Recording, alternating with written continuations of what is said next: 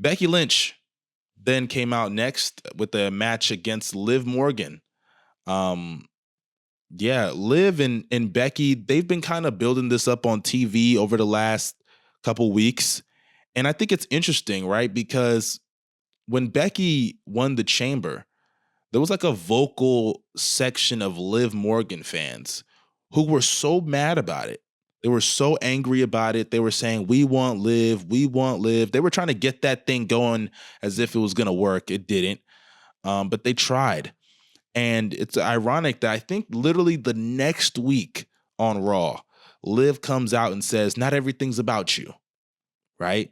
And I've been seeing a wave of people that really don't like Becky Lynch. Now, obviously, most people do like her, but there is a wave of people that dislike her. They think she's overpushed.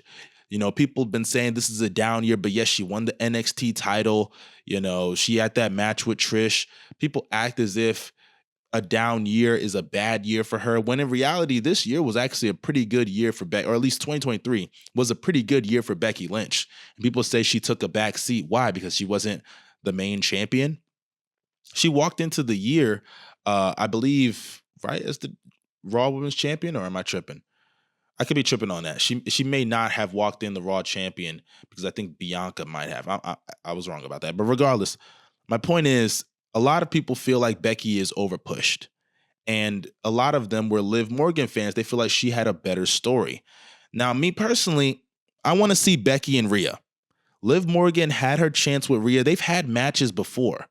We have never seen Becky Lynch versus Rhea Ripley in a one-on-one program, especially at a magnitude like WrestleMania. That is the real marquee match. That's the biggest match they can do in that division, other than like maybe Bianca and Rhea, right? That's a bigger match. But that's not a match you can really just start building up right now. They're not even on the same show. You know, Becky and Rhea, they've teased it over the last year. They've kept them relatively apart. And now it's time. So Liv Morgan fans, you just got to realize it's just not her time. And Liv Morgan, at the end of the day, she's not the star Becky Lynch is. She's just not. Plain and simple. Becky, she's a top star. And I don't even think she's going to win at WrestleMania, nor really should she. But as far as the match, before they went to commercial, Liv hit like this suicide dive that she usually does. It was a little awkward looking, but she hit this code breaker while Becky was in midair. She also hit a sunset flip power bomb onto the floor. This was a good match. This was a good match. It got some "This is awesome" chants. Lynch even hit like Becky hit like a manhandle slam, but Liv rolled out the ring, which is a typical heel thing. But the crowd went crazy for it. They cheered, so the crowd was behind Liv in this match. But it ended up going in Becky's favor. Hit the manhandle slam again, got the pin, and that was it. Match was over. But Rhea actually, excuse me, Rhea came out after the match and confronted Becky. But while she was on the ring, or while she was on her way to the ring, Liv interrupted her and was like, "Don't worry, I'm going to take everything I can away from you." And that had me thinking, because a part of me thought Liv was going to win this match. And a part of me still believes she is going to work her way into this match. Of course, right now they're building everything around Becky versus Rhea for the most part. But Liv and Becky, I just find it ironic that literally a week, actually not even a week, I think it was 2 days, right? Because Elimination Chamber was Saturday, Sunday, Monday. That's when Liv interrupts Becky and she says, "Not everything's about you." And that's when they see all this, because I assume they check social media, right?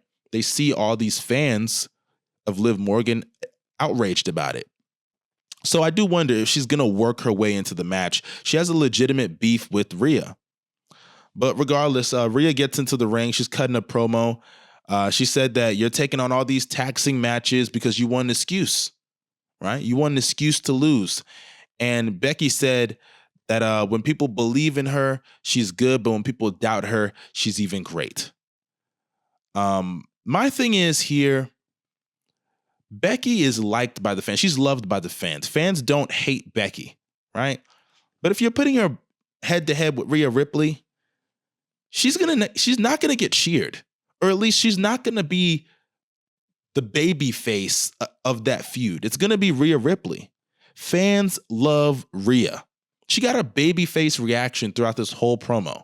Meanwhile, Becky, you could hear some boos. You could hear some boos because the fans love Rhea. It's not anything against Becky. And it makes me wonder if, like, during this build, if they keep seeing this, especially what the reaction will be at Mania, if it's going to lead to a double turn. Now, we've seen heel Becky Lynch. We've been there, done that. And I actually thought heel Becky Lynch was good, but I just think it was a little poorly timed because she had just come back. Fans didn't want to boo her. But now with this feud, you could actually really pull off a successful double turn, in my opinion. So it's going to be interesting to see how they respond to the crowd reaction, because fans are not going to boo Rhea Ripley. I think there's a good chance at WrestleMania, Becky has to work the heel of the match because of it. I'm just saying. After the match, we also got a segment with Becky and Liv backstage. They were shaking hands. Everything was all cool. Then Nia Jax pulls up and just blasts both of them. She throws Liv across this board, and then she slams Becky through a table. Later, Becky challenges Nia to a last woman standing match for next week on Raw. And I think this is fine. They actually had a pretty good match on day one Raw where Nia won. And I figured Becky would get her win back at some point. And I think next week's going to be the week that Becky finally puts that Nia Jax story to bed, because throughout their whole careers, Becky has not beaten Nia. Right? Especially since that whole moment where she broke her face, which, launched her into superstardom. Becky has not beaten her. And the last time they had a match, she lost clean to Nia. So it's going to be interesting to see how that goes.